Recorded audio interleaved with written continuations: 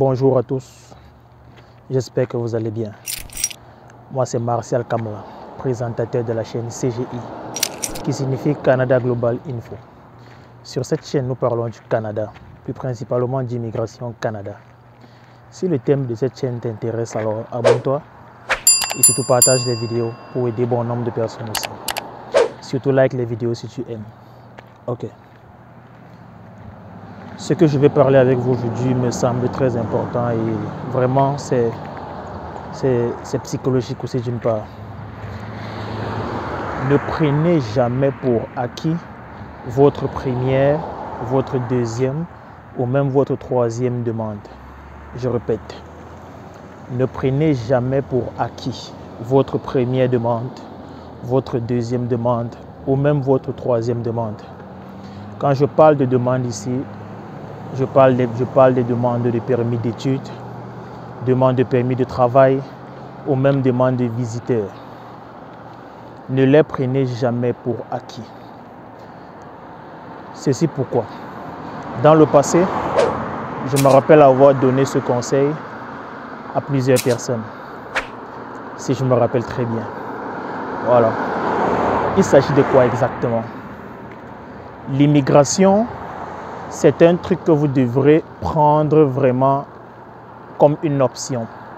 C'est un truc que vous devrez prendre réellement comme un plan B.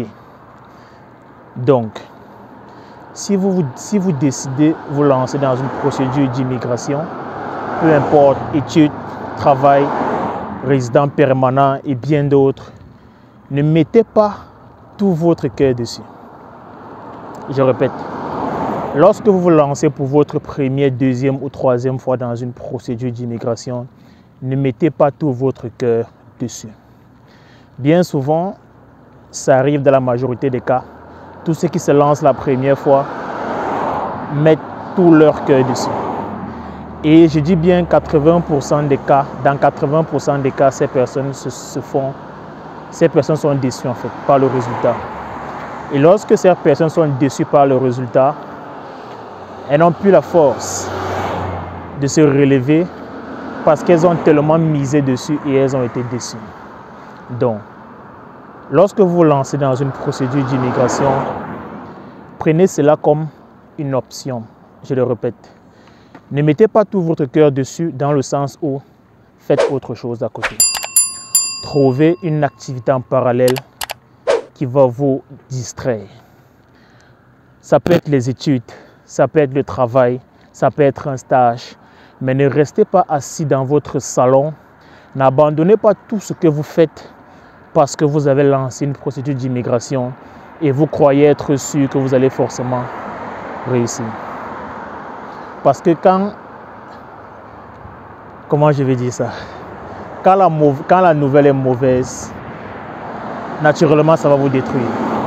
Ça vous fera tellement mal et bien sûr, vous allez vous relever, mais ça ne sera pas une étape facile pour vous. Donc, ce conseil, je l'ai donné à plusieurs personnes dans le passé. Je ne sais pas comment est-ce qu'ils ont fait par la suite. Mais en ce qui me concerne,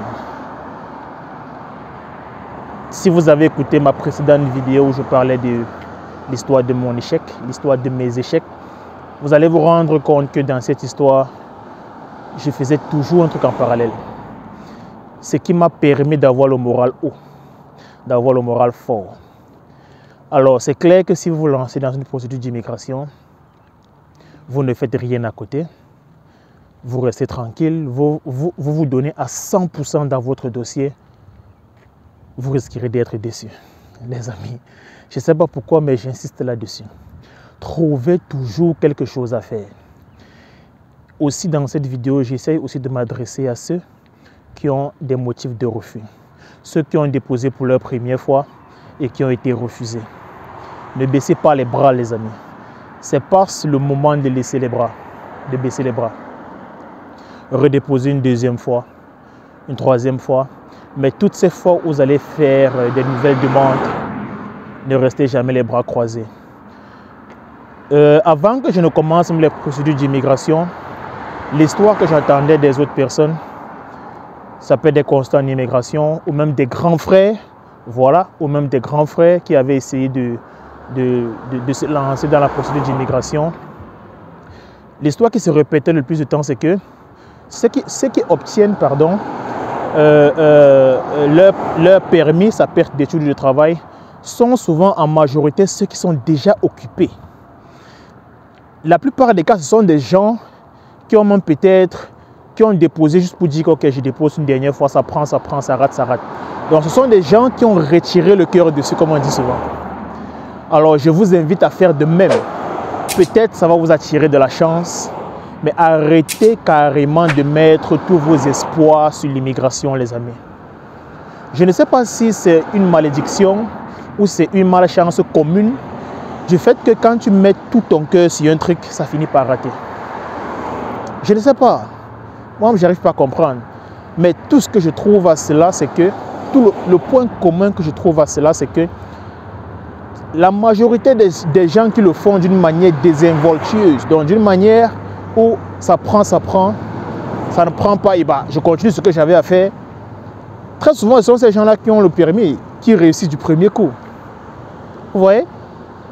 Mais par contre, toi qui viens avec toutes tes émotions, tout ton savoir, toute ton énergie, la première fois, ça rate. Comment expliquez-vous cela? Alors les amis, pour cette vidéo, je vous inviterai vraiment à me mettre en commentaire ce que vous en pensez de ça.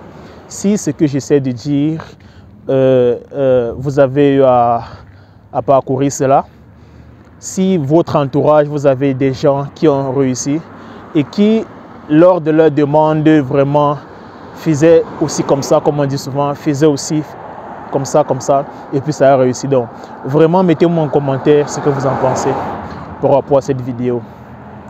Mon conseil pour aujourd'hui ne sera pas très long. C'est aussi de dire à ceux qui ont des motifs de refus de ne jamais abandonner. Vraiment, n'abandonnez jamais votre procédure d'immigration. Si elle vous tient à cœur, essayez de relier cela avec ce que vous faites au quotidien. Vraiment. Je ne sais pas si l'immigration fait exprès de toujours refuser le visa aux gens qui ne font rien d'autre. Désolé s'il y a des gens qui vont se sentir offensés, mais je ne sais pas comment est-ce que l'immigration fait pour détecter ces gens-là, que non, voici un gars qui ne fait absolument rien de sa vie, il veut juste voyager. Mais par contre, ceux qui sont occupés, ceux qui ont des tâches, ceux qui ont un job, ceux qui ont vraiment un truc que vraiment, bon, l'immigration, c'était juste aussi, on essaie aussi de voir. Et puis, pam, ces gens, ils ont de la chance. Donc, c'est un peu de ça, les amis, vraiment, arrêtez de mettre le cœur sur votre procédure d'immigration. Arrêtez de mettre tous vos espoirs dessus. En plus, en faisant cela, ça vous donnera assez de force pour tenter une deuxième fois. Allô? Pour tenter une deuxième fois, une troisième fois, une quatrième fois ou même une cinquième fois, sans être découragé. Parce que vous vous dites, je ne peux rien à le faire cela. Je fais ce qu'il y a à faire. Si ça passe, ça passe. Si ça casse, ça casse. Donc les amis, entrez dans cette logique.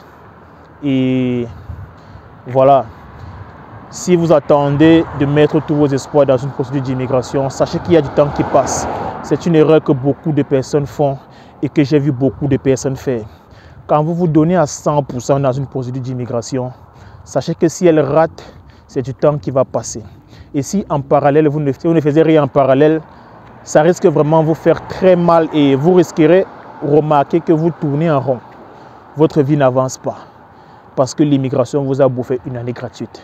Donc, faites l'immigration de manière optionnelle, faites l'immigration de manière bénévole, un truc du genre. Arrêtez de mettre le cœur, comme on dit souvent. Arrêtez de mettre tous les poumons dans la procédure d'immigration. Et vous allez voir, peut-être vous allez vous rendre compte que vous allez même vite apprendre aussi des erreurs que vous allez potentiellement commettre.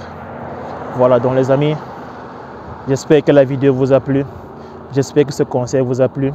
Partagez la vidéo au maximum si vous êtes content surtout. Le fait de partager me fait plaisir et surtout abonnez-vous. Beaucoup de personnes regardent la vidéo, regardent mes vidéos, mais selon les statistiques, je me rends compte que la majorité, ce sont des gens qui ne sont pas abonnés. Donc abonnez-vous si vous êtes du passage et laissez-moi aussi des likes. Je vais devoir vous laisser et passer une très bonne journée.